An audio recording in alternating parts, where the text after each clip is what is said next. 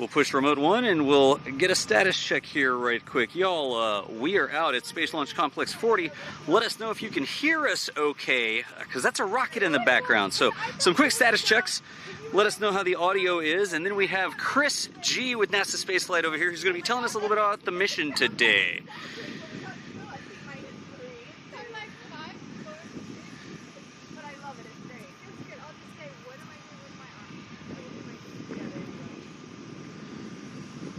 All right, I think we're good to go here, so take it away, Chris G. All right. Well, as Doss said, welcome to Space Launch Complex 40 at the Cape. Welcome to Space Launch Complex 40 at the Cape Canaveral Air Force Station, where the twice flown, going on its third voyage of the Falcon 9 first stage, this time tasked with launching the Kacific1 or the JCSat-18 satellite to provide telecommunications coverage for Southeast Asia region. Now, the launch window tonight opens at 19:10 Eastern Time and runs for an hour and 28 minutes. In Universal Time, that is just after midnight, 0000 hours, 10 minutes. And again, that window is open for an hour and 28 minutes. Weather is gorgeous here in Florida. We have an approaching cold front, but nothing to worry about for our launch today. Weather has a 90% chance of acceptable conditions. And of course, as the big question goes, those upper level winds, so far looking so good. They'll continue to monitor those obviously with weather balloons as we proceed into and through the count. But as of right now, those winds were expected to be well within limits, not like what we experienced earlier this month for the first attempt of CRS-19, where we did have to scrub for those upper level winds. Now behind me, this is the 77th flight for SpaceX at the Falcon 9. Third flight for this particular booster. It previously launched the CRS-17 mission in May and the CRS-18 mission in July, both from this launch pad. And actually, a fun and cool fact is, as of now, if we launch today, this will represent the quickest turnaround of launch pads for SpaceX in terms of back-to-back missions at just 11 days. The previous record was 12 days between CRS-18 in July and the Amos-17 mission in early August. So another excellent record and milestone for SpaceX today. They will also be attempting to land and recover this booster for the third time, so it can fly again for the fourth. That landing will take place on the Of Course I Still Love You drone ship, which is stationed roughly 620 kilometers downrange to the east of Cape Canaveral. Now, if there's a technical issue, or if that 10% chance of bad weather does pop up today, there is a backup day tomorrow, but the weather odds do decrease significantly because we do have another approaching cold front and frontal boundary into Florida. This booster is booster 1056 for those of you who are keeping score at home. But yeah, if you've got questions, go ahead and put them up in the chat. I'm here with Doss. We're monitoring that, and we'd love to answer some of your questions. Again, that launch window today opens at 7:10 p.m. Eastern Time, 19:10 EST if you prefer 24-hour time format, as the nerd in me does. And in Universal Time, for those of you more familiar with that, to your local time zones, the launch window opens just after midnight, just after 00 hours and 10 minutes. It's an hour and 28-minute launch window, so we are good. An interesting fact as we wait for some of those questions to roll into chat is, oh good, I was really hoping that the bus would not block our view of the rocket like that Atlanta you remember that, Doss? Yeah. Yeah, look, we got lucky. That would have been so perfect. But we are good. By a hair, we are good. By just a hair, we got lucky. Let's zoom back in so nobody sees the bus. That is really cool. Live broadcasting. But this is actually the first of two missions that are launching within 8 hours of each other. If all goes to plan, this Falcon 9 will launch at 19:10 EST, 0010 minutes UTC, and then from South America at 08:54 and 20 seconds Universal Time. The Cheops mission from ESA, the planet hunting mission from the European Space Agency will be launching on a Russian Soyuz rocket. It's the secondary passenger. It's a very cool mission. NSF will have coverage of that as well on our forums and on our articles, but that's an extremely important flagship science mission and kickstarting a busy time period here with this Falcon 9. Once again, because you know in the space business, you will go weeks with nothing, and then you'll have 3 in a row. It's busy all week this week. There's some questions from chat over here that we can grab. You excited for tonight's launch? Oh, I'm always excited for a launch. I like launches. I was super excited trying to drive down here in time. And you almost didn't make it. I almost didn't make it, but I'm here now, so we're good. Another good question from YouTube here. Will SpaceX attempt to catch the fairings downrange? Yes, the fairings will also be attempted. They'll also attempt to recover the fairings. That fairing recovery is about another 100 kilometers downrange from where the drone ship will be, so about 700 to 720 kilometers downrange is where they will attempt to catch the fairings. Excellent. And then there's another one here. Is it possible, let's see here, bring the whole family to the port to watch? Is the USAF stands going to be open, like over there, I guess, at the outside the gate? Oh, that's a good question. So what they're referring to is right outside of the Air Force's main entrance at Cape Canaveral, there are viewing stands. For some missions, those are open. For some, they are not. You know, I would say definitely get here early. Try, because it's a great place to view it from. It really is, yeah. But just give yourself enough time so that if they do turn you away, you have time to get to Port Canaveral or one of the other viewing locations where you've got a good look at the pad. But definitely, if you can get there, definitely get there. Do we know, let's see here, is landing 650 kilometers downrange harder or easier than RTLS? Then RTLS, they're about the same. Okay. They're about the same. When they land 650-ish kilometers downrange, they have a pretty good propellant reserve left in that tank, just like they do for RTLS missions back here to the Cape, or when they do them at Vandenberg. The really difficult ones that we've seen recently were the Falcon Heavy Center Core landings, where they were landing 900 kilometers and 1,000 kilometers downrange, where they were basically burning almost to depletion, or in some cases to depletion, on those tanks. But they have a lot of reserve, so this is well in SpaceX's bag of being able to handle things. And it's actually the normal distance downrange that they land, with all of the with the number of geostationary missions that they launch, which this one tonight is a geostationary transfer orbit mission. It'll take the JCSat-18 or Kacific1 satellite, just 2 different names for the same satellite, into a geostationary orbit. The satellite itself is owned by Sky Perfect, JCSat Corporation, and Kacific Broadband Satellites, hence the JCSat-18 and Kacific1 dual designations for this site, and the operators are basically splitting the cost of construction and launch. So not only do we have in the commercial space era, right, the real blossoming in the commercial space era, we don't just have cooperation between government and private industry, but we also are now seeing more and more partnerships between satellite operators and satellite companies as well, this satellite being one of the primary ones. And if you're just joining us, we are at Slick 40, Space Launch Complex 40 here at the Cape Canaveral Air Force Station. That is the Falcon 9 that is slated to launch in just a few hours from now at 1910 EST or 0000 hours 10 minutes UTC.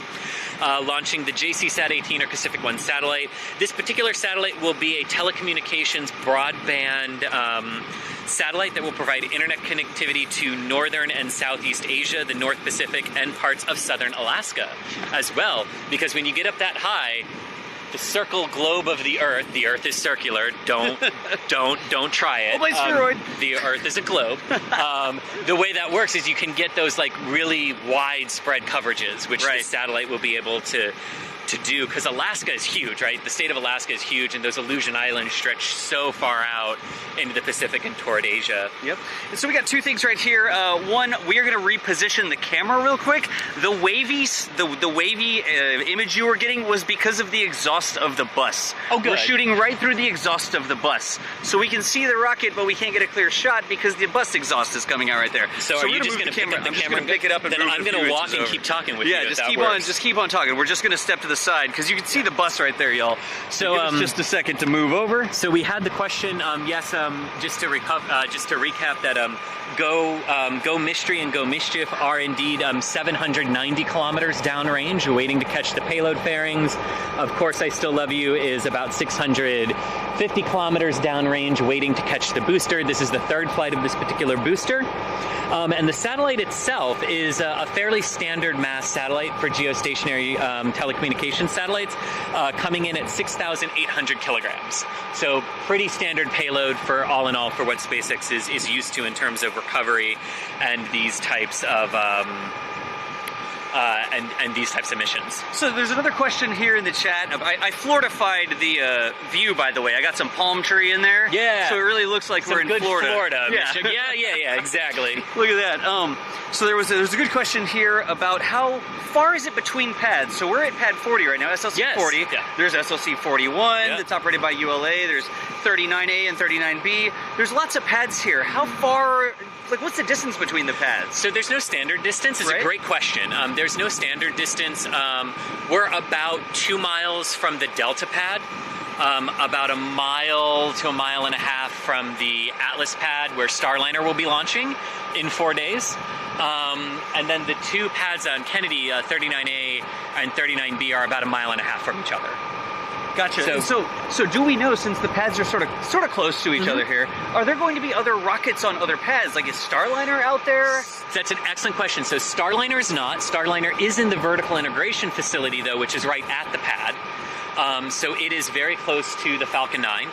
The Delta IV Heavy, which will be launching in June of 2020, is on its launch pad, neighboring away. But the thing about the current operational pads here at the Cape is that they're all far enough away from each other, given the rockets, the size of the rockets, that people can keep working on the Delta pad 2 miles away. People can keep working on the Atlas pad a mile and a half away. Gotcha. They're outside of what's known as the blast danger area of the Falcon 9 at Slick 40.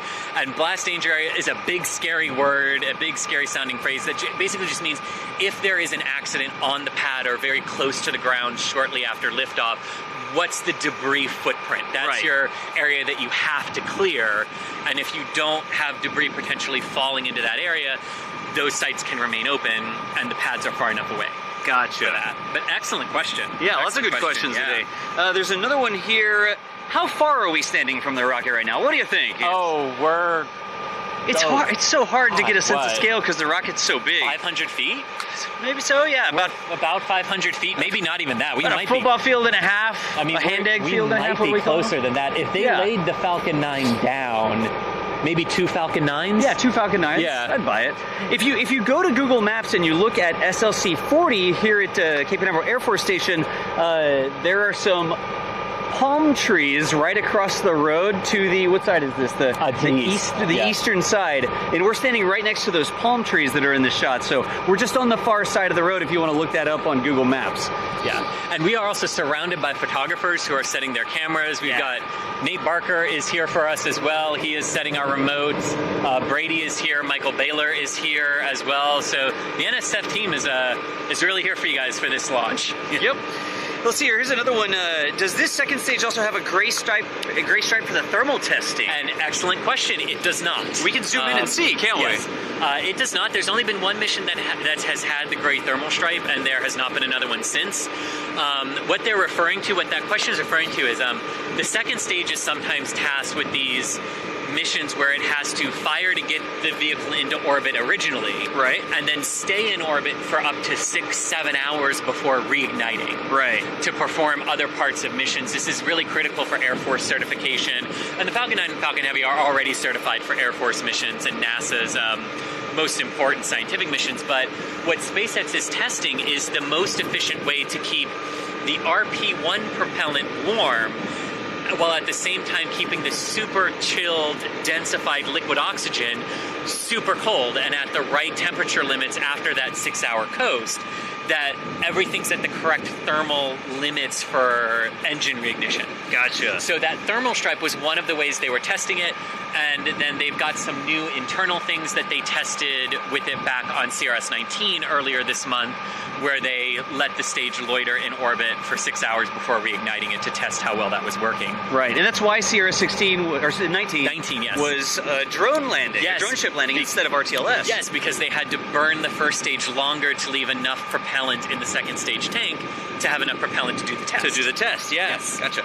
And this one, this booster's sooty right now, right? Oh, How very many times sooty. has this one been used? Only twice. Only twice. Only And this twice. is the second, or it's been used twice? It's been used twice. This will be the is third. Gotcha. Yes, it previously launched the CRS-17 mission on May 4th, and then the CRS-18 mission in late July. Gotcha. Yeah, there you go. Look, we were a little bit ahead. Somebody just asked the question, is this the second time with the booster? There so we this go. will be the third launch for this specific booster. And they are brand new payload fairings. Right. But they will be recovered for reuse. And the great thing about how SpaceX has actually designed the recovery systems, they have Go Mystery and Go Mischief downrange to catch them, but should they fail to actually catch them, they splash down so gently into the Atlantic Ocean, right, they can just go with a big net and pick them up out of the water and reuse them. It's even if they don't catch them as even they're if they do down. not catch them. In fact, the Starlink mission in November was the first Falcon 9 that reused payload fairings from the Arabsat 6A Falcon Heavy flight earlier this year, and those fairings actually were not caught by a boat. They both splashed down into the Atlantic. Gotcha. So that goes to show you that they really don't need to catch them. It's just better for them overall in terms of refurbishment if they can avoid them splashing down into salt water. So I've zoomed in here. We've got another question. This fairing has the dot on the top of it. Like, yes, the very top of the fairing is a different color, right? Why is that? Excellent question. This is now standard for the Falcon 9, and it's actually standard across all rockets. You just normally can't see them because the deltas and the atlases are so tall compared to our viewing angle. That is a thermal strip.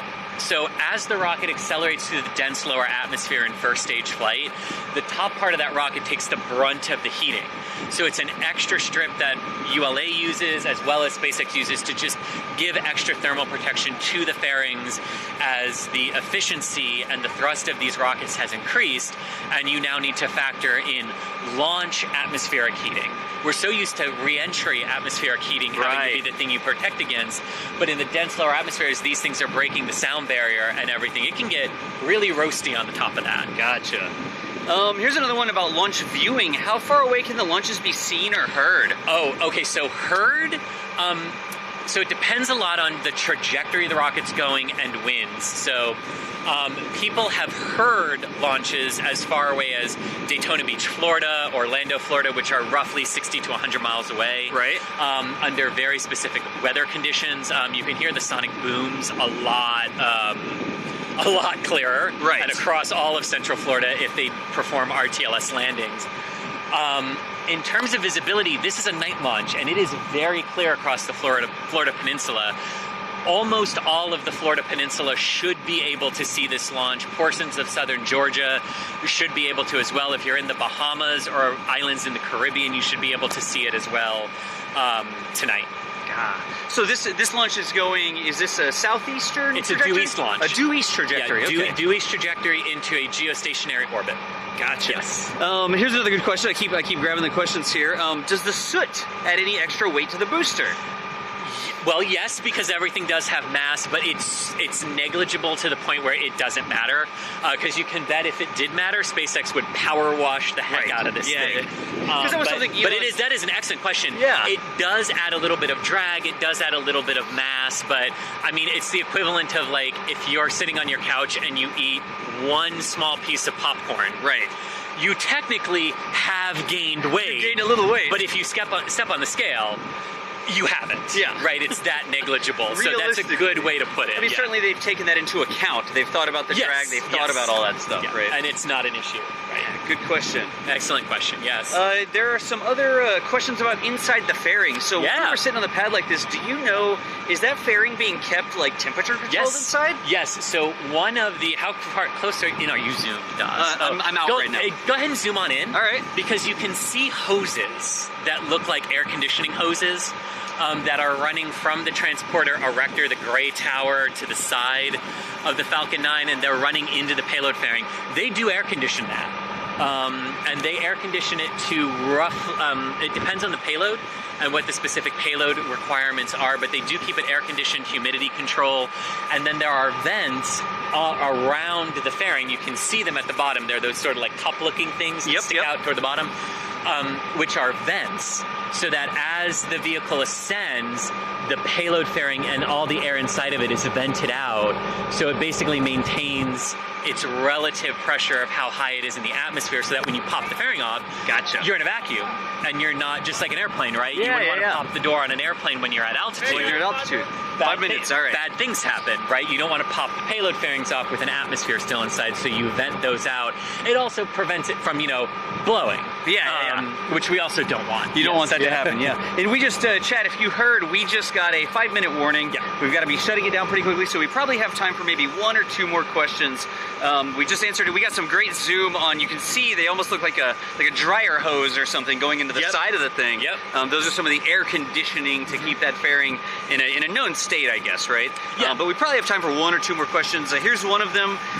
When do the hold down clamps release? Excellent, like the engine spool up first, right? Yeah, so it's a very quick engine start sequence. The engine start is commanded at T-minus 3 seconds. The engine's actually light at T-minus 2 seconds.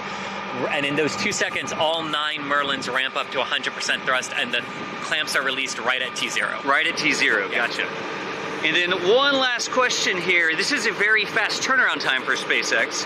11 days for the same pad. For the same pad, right? And we have another SpaceX mission coming up later this month, question mark? We do. Starlink in there or something? Starlink, the second operational batch of Starlink satellites are set to go before the end of the year as well. Gotcha. Yes.